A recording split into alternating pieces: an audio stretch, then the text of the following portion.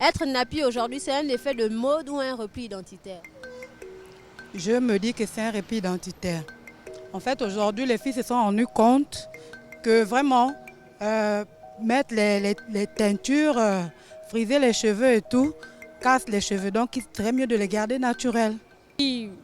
Elle a vécu avec quelqu'un qui a voulu que les cheveux naturels restent toujours sur sa tête, donc elle est obligée de le faire. Et il y a d'autres qui se sentent bien à l'intérieur, comme il y a d'autres qui pourront dire que bon, moi je suis la mode des autres. C'est tout, mais moi je dirais que c'est mieux de voir la femme quand elle est naturelle. C'est tout. La nature nous oppose de garder les choses naturelles, si je peux dire. Déjà, si elles arrivent à mettre des tissages, je ne sais pas, des cheveux que Dieu ne nous a pas autorisé à mettre, c'est normal, c'est contre la nature, si je peux dire cela. C'est injuste. Oui, oui, Pour moi, ce n'est pas un effet de mode, donc qui ne passera pas, mais il faudrait qu'elle prenne encore mieux conscience de l'être. Parce qu'il y a de plus en plus moins de filles qui le sont.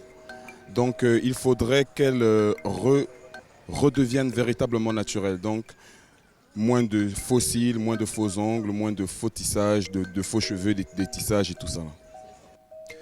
Euh, je pense plutôt à un repli identitaire. Mais pour ma part, des femmes aujourd'hui tressées au fil, des acacies, moi ça me plaît pas très bien. Je me dis aujourd'hui c'est la mondialisation et tout le monde devrait emboîter le pas.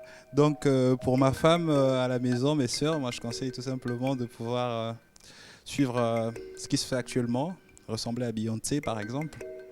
Je dirais un peu des deux, parce qu'aujourd'hui, vous constaterez que les femmes qui ont des cheveux naturels ont autant accès aux produits capillaires que nous, qui utilisons les défrisants régulièrement, ce qu'il n'y avait pas il y a quelques années en fait.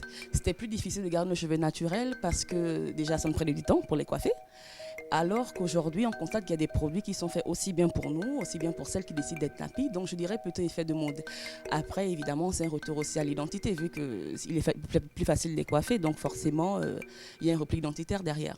Mais c'est surtout pour, je pense aussi, des soins plus, si je dirais, plus respectueux de la nature, un besoin de routine capillaire un peu plus adaptée, en fait, aux besoins de nos cheveux qui poussent certaines femmes, sûrement, à devenir nappy.